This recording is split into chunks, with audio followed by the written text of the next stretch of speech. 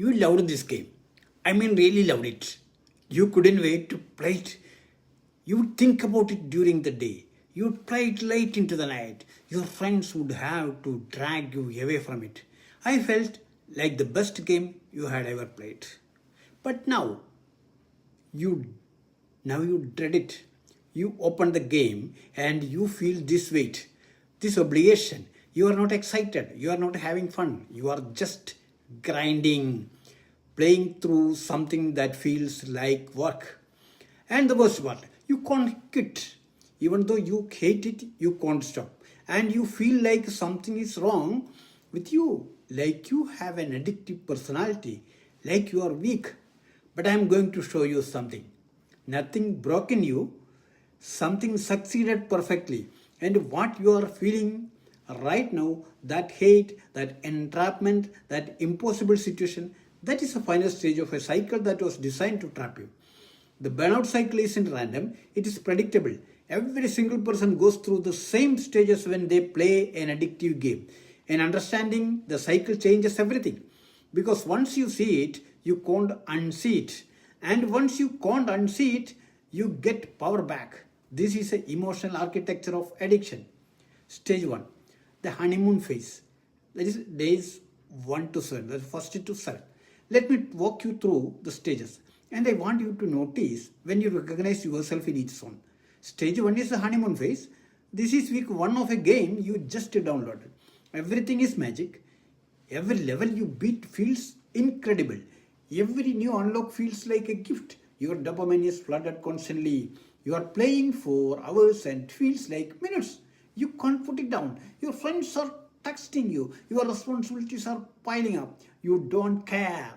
All you care about is playing, playing, playing.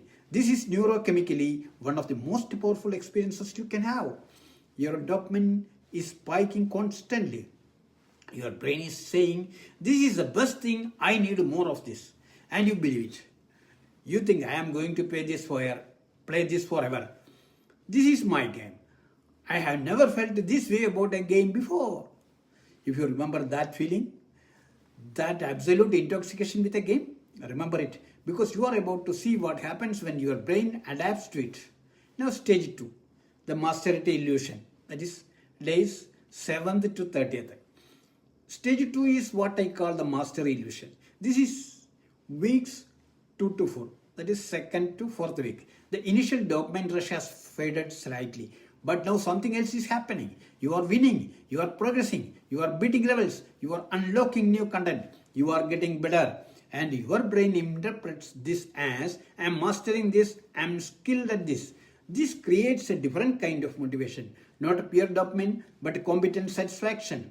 You feel capable, you feel like you are accomplishing something, so you keep playing. Not because everything is new, but because you feel like you are improving, like you are climbing a ladder. The game company engineered this feeling. They made the first 30 levels easy specifically so you would feel skilled. Specifically so you would believe you are naturally good at this game. They are setting you up. If you remember feeling like you would found your perfect game around week 2 or 3, like you are naturally skilled at it, that was the mastery illusion. Now stage number 3, the difficulty wall, that is days 30 to 60, 30th day to 60th day. Stage 3 is where it gets darker. This is weeks 4th to 8th. This is the difficulty wall. Suddenly progression isn't easy anymore. The levels that took 5 minutes now take 30 minutes. You are losing, you are failing. That feeling of mastery, it is shattered. And here is the psychological moment. You have a choice. You can quit, accept that this game isn't for you. Move on. Or you can push through, try harder, grind more, invest more time. And guess what? The game company has engineered exactly this moment. They know that some percentage of players will quit, but they have designed the game so that many players will push through because they are activated something psychological, sunk cost. You have played 40 hours, you have invested emotional energy, you have told your friends about this game, and now you are close to the breakthrough. You can feel it. Just a little more grinding and you will get through this world. So you push and you push and you keep pushing. And the game gets even harder. Designed to always be just past your capability. Designed so you never fully break through. If you remember a moment when a game suddenly got hard and you felt like quitting but pushed through instead, that is when sunk cost took over. Now stage number 4. The obligation shift. That is from days 60th to 90th. 60 to 9 days. The stage 4 is insidious. This is weeks 8th to 12th. This is when playing stops being wanted to and becomes have to. At some point, you stop playing because you want to. You want to stop. You start playing because you feel obligated. Maybe it is because you have invested so much time. Maybe it is because your rank or progress is at stake. Maybe it is because your friends are still playing. Maybe it is because the game company has engineered daily login bonuses that feel wasteful if you miss them. But somewhere, something shifted. You are not chasing fun anymore. You are defending position. You are maintaining status. You are honoring the time you have already sunk. And this is when a strange thing happens. You start playing on autopilot. You are not really present. You are just grinding. Just doing the thing. Just maintaining. And a tiny voice inside starts saying, I don't actually like this anymore. But you ignore it. Because quitting would mean admitting that all this time was wasted. If you have ever logged into a game and immediately felt heaviness instead of excitement, that is obligation shift. Now stage number 5. The burnout and cognitive dissonance, we psychologists say. That is from day 90 onwards, 90th day onwards. Stage 5 is burnout. This is where you are now if you are watching this. At this point, the magic is completely gone. The progression feels meaningless. Your rank feels like a prison. Your status feels like an albatross around your neck. And you feel genuinely hateful toward the game. You hate the mechanics, you hate the grind, you hate the sunk cost trap, you hate everything about it. But you can't quit. Because quitting would mean all those hours were wasted. Your rank status disappears. You are giving up. You would have to admit you were manipulated. The painful effort becomes retroactively pointless. So you stay. You hate it, but you stay. This is called cognitive dissonance. You are simultaneously loving the game because you have invested in it and hating the game because it is no longer fun. The contradiction creates pain. And the pain you feel, that is actually information. Your nervous system is screaming, this system is hurting you, get out. But the sunk cost trap is so powerful that most people ignore the signal and keep playing. If you are currently in a game and you hate but you can't quit, if you feel this cognitive dissonance, that burnout you are feeling isn't weakness. It is wisdom. It is your body trying to save you. The deeper the truth, burnout is information. Here is the deepest insight I want you to hear. Your burnout isn't a problem. Your burnout is the solution. Your burnout is your nervous system, your emotions, your intuition, all screaming, the system is exploiting you, get out. That feeling of hating something you can't quit, that's not a personal flaw, that's biological wisdom. That's your body's attempt to protect you from something harmful.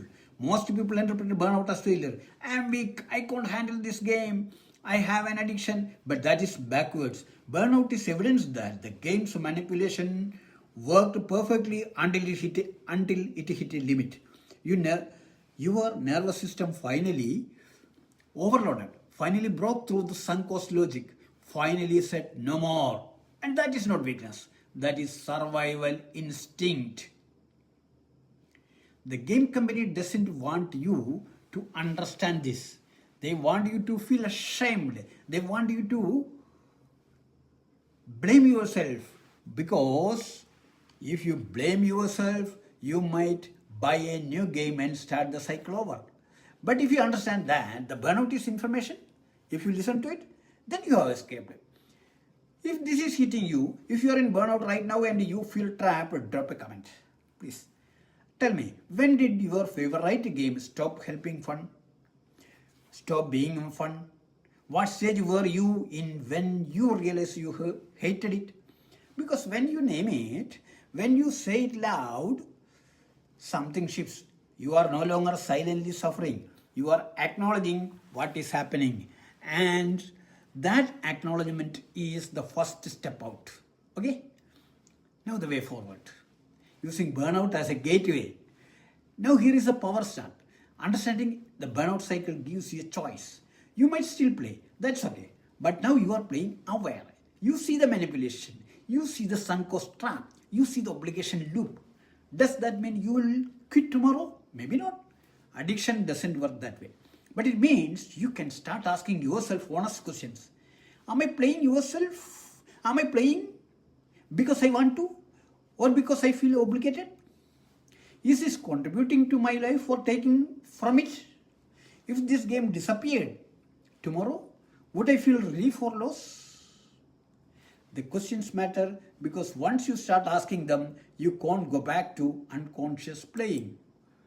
You are aware, and your awareness is where change starts. The burnout you are feeling is trying to save you. Maybe it is time to listen. Now the actionable insight. Here's something concrete you can do in the next 24 hours. The next time you load the game, that game you hate but play anyway, pause. Because you play, ask yourself, am I genuinely excited right now? Or am I obligated? Just ask, don't judge. Don't force a decision, just notice. Because most people never make that distinction. They just play on autopilot. But once you start noticing the difference between genuine desire and compulsive obligation, you have cracked the code. That awareness is the escape route. Understand? That is the escape route. So here is what I want you to know about your burnout. It is not a character flaw. It is not evidence of weakness. It is not an addiction personality disorder. It is evidence that you are a normal human being with a normal psychology that has been exploited by a system designed by engineers who understand your brain better than you do. The burnout cycle isn't unique to you. Millions of people are in right now. Millions more have been through it. And most people blame themselves. I should be able to control myself. I should be able to quit. I should be able to have fun without it being obsessive. But the system was designed to make that impossible. And here's the truth. Your burnout is your superpower trying to activate. It's your intuition. It is your wisdom. It is your nervous system refusing to participate in something harmful anymore. The question is, will you listen to it? Because once you do, you get your power back. You get your power back. I have got a complete series on gaming psychology. How it hooks you, how it traps you, how it burns you out, and what happens next. If you want to understand the full cycle you are in, the entire playlist is in the description. But more than that, I want you to honor what you are feeling. Your burnout isn't telling you that you are broken. It is telling you that the system is. And recognizing the difference, that is everything. Your burnout is trying to save you. Maybe it's time to listen. Now, subscribe for more on this. Thank you.